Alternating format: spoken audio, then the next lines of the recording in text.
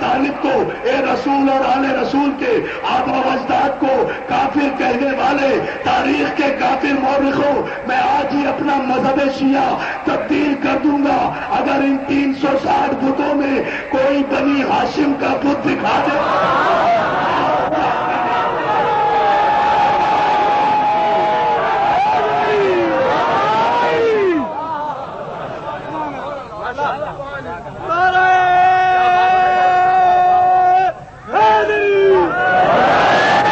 سب سے بڑا قبیلہ بنی ہاشم کا تھا، یہی کلید بردار حرم تھے، یہی کلید بردار حرم تھے، یہی وارث کعبہ تھے۔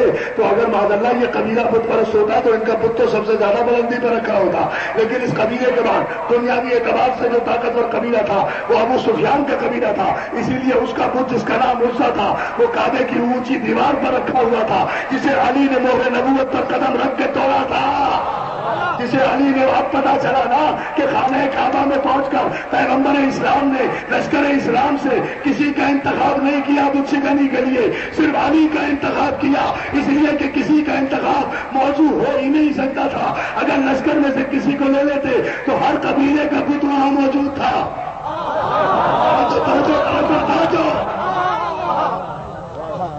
ہر قبیلے کا بت وہاں موجود تھا، کسی اور سے بت شکنی کرا ہی نہیں سکتے تھے عزیزان محترم۔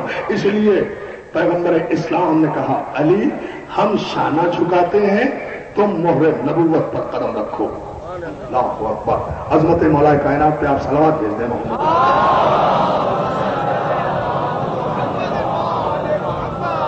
علی ہم شانہ جھکاتے ہیں، تم مہر نبوت پر قدم رکھ کر جو بت بلندی پر رکھے ہوئے ہیں ان بتوں کو توڑ دو۔ علی نے مہر نبوت پر قدم رکھا۔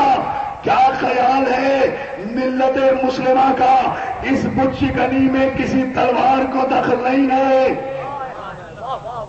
پر جہاد معصوم دیکھیں، کوئی خون نہیں بہا، محمد رسول اللہ کا شانہ ہے، علی ولی اللہ کا ہاتھ ہے، بتوں کی گردن ہے۔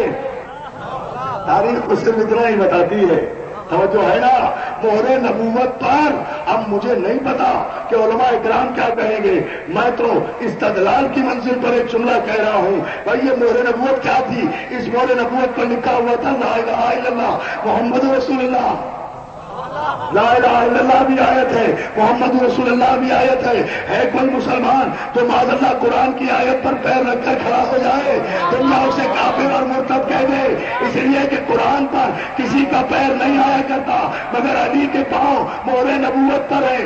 کس لیے ہے کہ قرآن پر کسی کا پاؤں نہیں آتا لیکن قرآن پر قرآن آ سکتا ہے۔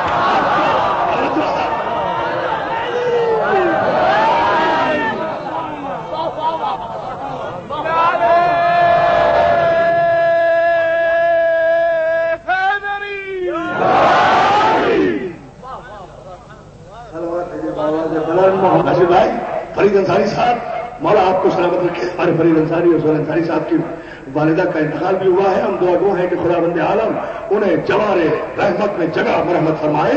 عزیزان محترم، مسئلہ صرف اتنا ہے کہ ملت کو یہ اندازہ کرنا چاہیے اور اس امر پر غور کرنا چاہیے کہ یہ صلح حدیبیہ سے لے کر فتح مکہ تک نہ خون ہے، نہ خرابہ ہے، نہ تلوار ہے۔ جہاں جہاں میں کل کی مجلس میں انشاءاللہ عرض کروں گا، اور جیسا کہ میں آپ کی خدمت میں عرض کر رہا ہوں، اپنے موجود مہمانوں سے بھی کہہ رہا ہوں، اپنے دوسرے ساتھیوں کو بھی لے کر آئیں۔ کل ہم شریعت بل کے موضوع پر، شریعت کے موضوع پر اہم ترین تقریر آپ حضرات کی سماعت کے لیے ہدیہ کریں گے اور حکومت کو یہ بتائیں گے کہ شریعت کے مسئلے پر ہمارا موقف کیا ہے۔ ہم شریعت کے نظام کے خلاف نہیں ہیں، شریعت کی حکومت کو مانیں گے مگر حکومت کی شریعت کو نہیں مانیں گے۔ صلوات ہے محمد علیہ محمد۔ مسلمان بھائیوں کو دعوت دیتا ہوں کہ ہماری فکر کو سمجھنے کی کوشش کریں، آئیں رضویہ امام بارگاہ میں، دیکھیں کہ ہم کہنا کیا چاہتے ہیں، ہمارا موقف کیا ہے۔ ہم نظریہ پاکستان پر بھی گفتگو کریں گے، تحریک پاکستان کے پس منظر پر بھی گفتگو کریں گے، قرارداد مقاصد پر بھی گفتگو کریں گے، پھر پوچھیں گے کہ کون سی شریعت لانا چاہتے ہو۔ صلوات ہے محمد علیہ محمد۔ یہ تو تاریخ کا انقلاب ہوتا ہے نا. جس طرح وہاں جس طرح وہاں فتح مکہ کے بعد لوگ مسلمان ہو گئے تھے، اس طرح یہاں سارے پاکستان کے ٹھیکیدار بن گئے. پاکستان کو نا پاکستان کہنے والے اور قائد اعظم کو کافر اعظم کہنے والے آج اسلام کے بھی ٹھیکیدار ہیں، پاکستان کے بھی ٹھیکیدار ہیں. یہی نقاب تو ہم چہرے سے اٹھانا چاہتے ہیں. ہم سے پوچھے بغیر، ہماری تائید کے بغیر، ہمارے مشورے کے بغیر کوئی قانون، کوئی شریعت اس ملک میں نہ پاس ہو سکتی ہے نہ نافذ ہو سکتا ہے. اس لیے کہ ڈرو اس وقت سے. ابھی تک تو ہم یہ کہہ رہے ہیں نا کہ پاکستان سب نے بنایا تھا. اس وقت سے جب ہم کسی بین الاقوامی عدالت میں جا کر مقدمہ دائر کر دیں کہ پاکستان بنانے میں جو حصہ ہمارا ہے وہ کسی کا نہیں ہے. جان محترم، یہی تو انقلاب ہے کہ اسلام کو اگر آپ دیکھیں، اسلام میں بھی ہم، پاکستان میں بھی ہم. اسلام نام ہے، ابو طالب کی بصیرت، خدیجہ الکبریٰ کی دولت اور علی کی شجاعت کا. پاکستان نام ہے، قائد اعظم کی قیادت اور راجہ صاحب محمود آباد کی دولت کا. اسلام بھی ہمارا ہے، پاکستان بھی ہمارا ہے. کسی کا جانے کا کرا سلوات نے آواز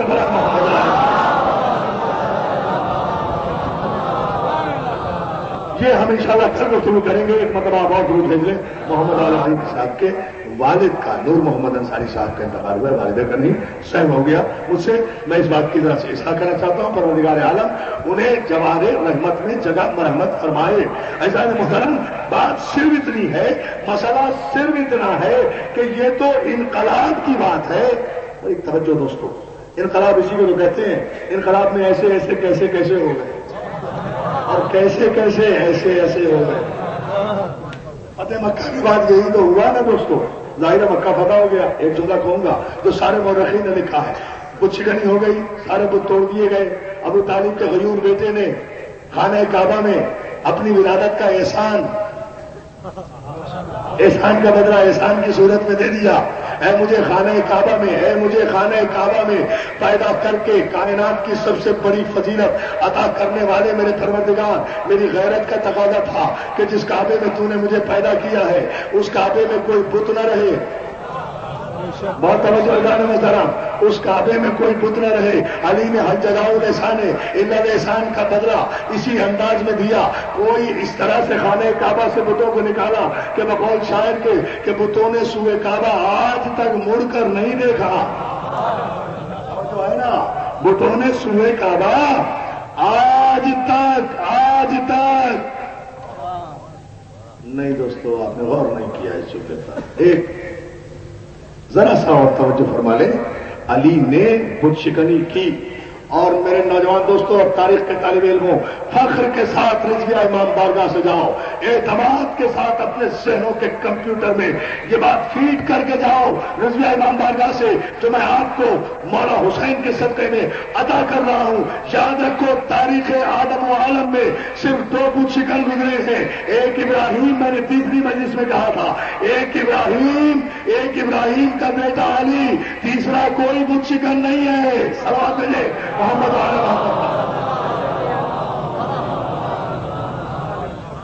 اور کوئی بت شکنی نہیں ہے جنہوں نے اللہ کی راہ میں بت شکنی کی ہو.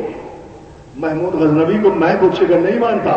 سومناتھ کے مندر کو فتح کرنا بت شکنی نہیں ہے، اس لیے کہ پہلے اطلاع مل گئی تھی کہ سونے اور چاندی بتوں کے پیٹ میں بھرے ہوئے ہیں. تو سونے اور چاندی کے لالچ میں بتوں کو توڑنا اور بات ہے، اللہ کی رضا کے لیے بت شکنی کرنا جہاد معصوم ہے. صلوات میرے محمد علیہ جہاد ہے. بہت توجہ. تو علی کائنات آدم و عالم کا، ذریت ابراہیم کا وہ بت شکن، مولا آپ کو سلامت رکھے، وہ بت شکن کہ جس نے مہر نبوت پر قدم رکھ کر بت شکنی کی اور آج تک دنیا حیران ہے. استاد قمر یاد آ گیا دوستو، ذرا سا توجہ فرمانے لطف آئے گا. میری ساری تقریر ایک طرف اور یہ شعر جو مجھے اتفاق سے موقع پر یاد آیا. استاد قمر جلالی کہتے ہیں مسلمانوں پہ حج فرض عیاں ہے.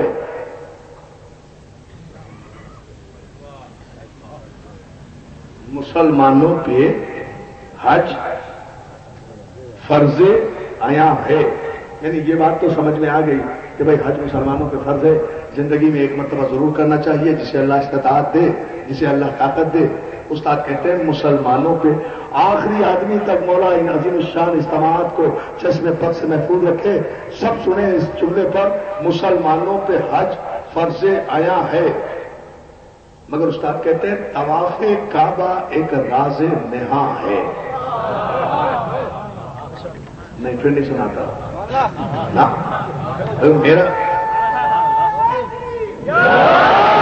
نہیں کوئی میرا شعر تو نہیں ہے جو آپ داد نہیں دے رہے ہیں، استاد کا شعر ہے بھائی۔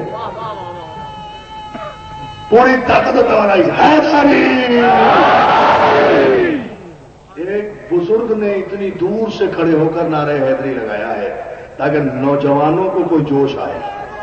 بتائیں کہا کرو یا عالی مدد سے کیا ہوتا ہے؟ ارے بھائی یہ تو عرفان رابطی سے پوچھو، یا عالی مدد تو آج بھی میرا مشکل کشا ہے۔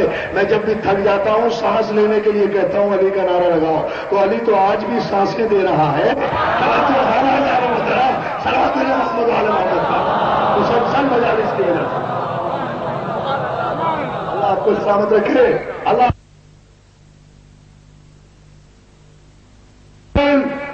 مسلمانوں پہ حج فرض آیا ہے، طواف کعبہ ایک راز نہاں ہے۔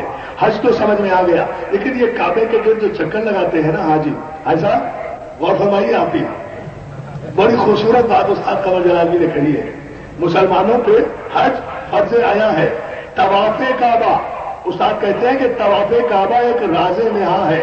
یہ راز سمجھ میں نہیں آتا کہ یہ کعبے کا طواف کیوں کیا جاتا ہے، پھر خود ہی اس راز سے پردہ اٹھا رہے ہیں۔ اللہ آپ سب کو حج کرنے کی توفیق عطا فرمائے۔ آپ کو لطف آئے گا یہ شعر جب آپ کو طواف کرتے ہوئے یاد آئے گا۔ ہم نے بھی جب عمرہ کیا تھا وزیر اعظم کے ساتھ اور طواف کر رہے تھے تو ہمیں بھی لطف آ رہا تھا۔ استاد قمر جلال جی کا یہ شعر ہمیں بار بار یاد آ رہا تھا کہ مسلمانوں پہ حج فرض آیا ہے، طواف کعبہ ایک راز نہاں ہے۔ کیا راز ہے؟ حرم کے گرد پھر